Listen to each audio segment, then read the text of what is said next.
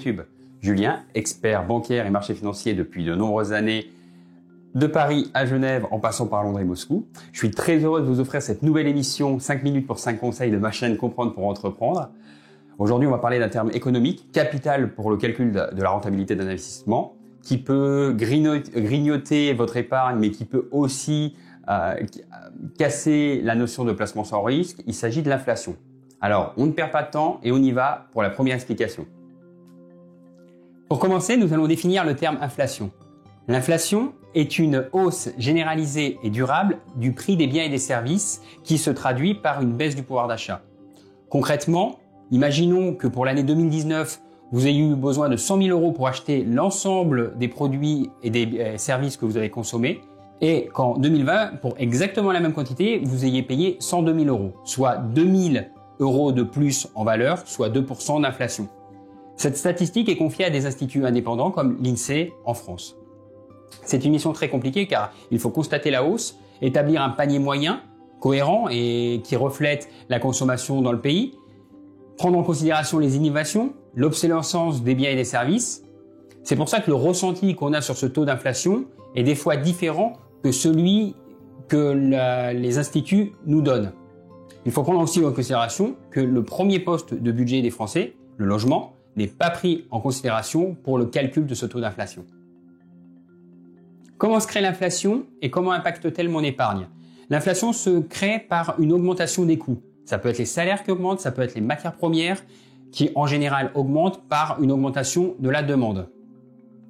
L'épargne va être impactée dès que le taux d'inflation passera au-dessus du taux nominal de rémunération d'un livret. En particulier, les livrets d'épargne financière, comme les comptes sur livret que vous trouvez dans toutes les banques, ou le livret A et tous ses dérivés, LDD en particulier. Il faut savoir que c'est très vicieux parce que à la fin d'année, vous constaterez une hausse sur le nominal de votre livret, mais vous ne pourrez pas constater le grignotage qu'a fait l'inflation. Mais l'inflation n'existe plus. C'est faux. Depuis 25 ans, le taux est effectivement assez bas, mais il y a de l'inflation. Il faut savoir aussi que c'est normal dans une économie et que pour un placement à long terme, il faut toujours prendre cet élément indispensable. À l'heure actuelle, le taux d'inflation sur un an est d'environ 0,8% d'après l'INSEE et le taux de rémunération du livret A et de tous les livrets dérivés est de 0,5%. Si vous possédez donc un livret A, vous perdez actuellement de l'argent. Il faut prendre en considération, comme je le disais dans le premier point, que certains actifs ne sont pas pris en compte dans le calcul de ce taux d'inflation. Le logement, par exemple. Qui sont les principales victimes de l'inflation? Les principales victimes de l'inflation sont les salariés et les possesseurs de livrets en cash. Le livret A, par exemple. Simplement parce qu'ils n'ont pas la possibilité d'augmenter leurs revenus avec le taux d'inflation. Ils seront toujours dépendants du bon vouloir de l'entreprise pour augmenter leur salaire et les livrets en cash perdront de leur valeur. Nominalement, non, mais en réel, oui. En pouvoir d'achat, on perdra de la valeur.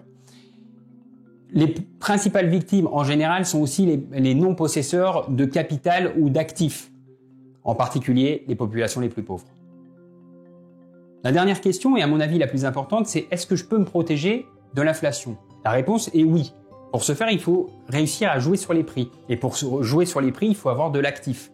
De l'actif de façon directe, en ayant de l'immobilier par exemple, ou de façon indirecte, en possédant des actions. Je vais illustrer ce fait par un exemple très simple. Vous êtes écrivain, vous vendez un livre 10 euros. L'inflation est de 20% cette année. Vous aurez vous-même la possibilité de passer votre prix de votre actif, le livre, à 12 euros. Il en sera de même pour un prix de loyer ou pour n'importe quel bien et service que vous produirez.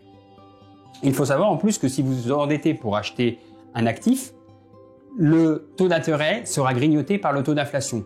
D'où l'intérêt de s'endetter pour acheter des actifs. Pour terminer, le conseil bonus.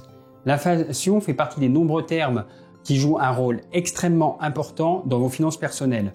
C'est pour ça qu'il faut vous former sur ces termes en finance, en économie, en fiscalité, en droit, pour comprendre, pour appréhender vos finances personnelles et ainsi vous forger vos propres opinions qui ne seront pas dictées par les médias ou par votre entourage. Se former, c'est vraiment prendre le contrôle de vos finances personnelles et de vos investissements. Voilà, cette vidéo est maintenant terminée. Je vous remercie de l'avoir suivie. Je vous invite à laisser un commentaire, à la partager, à la liker. Et je vous dis à très bientôt pour une autre émission 5 minutes pour 5 conseils de la chaîne Comprendre pour entreprendre.